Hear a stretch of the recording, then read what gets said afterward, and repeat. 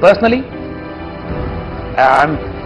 my background is I'm a thoroughbred Pakistani and basically an engineer by profession, but drifted into Afghan war during the Soviet era when the Soviet Union had invaded Afghanistan.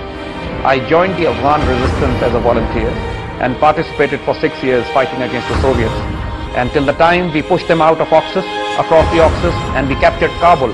That was my last interaction with the Afghan resistance. When the civil war started, when the Massoud and Hikmat Yar started to fight among each other and the Taliban began to rise and captured Kabul later on, those were the periods when I withdrew and came back to Pakistan, and after various stints of small jobs and trying to understand the market, understanding the business of security management in Pakistan, in 2001 formed my own security consultation think tank, Brass Tacks. That's what you see today. Perhaps I was born to be a defense analyst and a visionary and an ideologue, because my upbringing was heavily influenced by the ideologies of Dr. Allama Iqbal and the modern revolutionaries of the time. And the fact that I physically, as a youngster, I was 22 years of age when I entered into Afghanistan, there were certain driving forces within, certain ideological and emotional forces which wanted to see Pakistan, Muslim world regaining its lost glory. And naturally, the Afghan experience shaped and molded my thought process tremendously. 6 years of battlefield experience fighting against the Soviets. And then that gave you the opportunity to understand the global geopolitics also, the national politics, the national security scenario, the interference and involvement of foreign secret services in trying to shape Pakistan's security, politics and destiny. So we were naturally directly confronted with these factors. As a youngster, they shaped my profile heavily. You see, we are working on very dangerous topics here, working against Israel, working against global Zionism, working against the neocon policy of reshaping the greater Middle East, and the American invasion of Iraq and Afghanistan and their attempt to encircle Muslim nuclear powers and Muslim Pakistan, the nuclear power, and the potential nuclear power of Iran.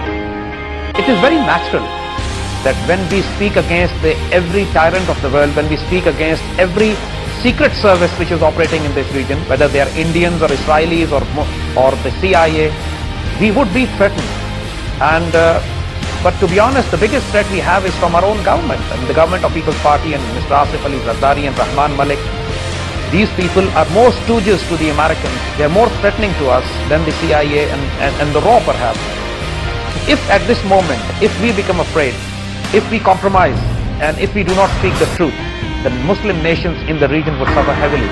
So we understand the role is critical, risks are equally high, but it's a risk that we take deliberately, and we are absolutely willing to pay the cost. We face the consequences and pay the cost, whatever it is. Pakistan have a very strong position right now. We can, if we want, we can choke the American supplies. If we want, we can destroy the Americans as we destroy the Soviets. Pakistan have the will, we have the resources, we have the potential, we have the assets on ground available for us, that we can make Afghanistan the graveyard for the US and the NATO forces.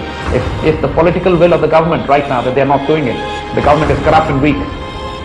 But with the Americans supporting Tehreek-e-Taliban Pakistan and the Indians working under the American umbrella, the time is not far, I feel, that Pakistanis will take a very decisive action. Pakistanis would form a national policy which either would declare neutrality in Afghanistan, which means we are neither supporting the Americans, neither supporting the Taliban, or if the Americans become too hostile to us, Pakistan can actually decide to engage Afghan Taliban on their side and do with the Americans what we did with the Soviets. Americans should fear that day when Pakistan decides to do that.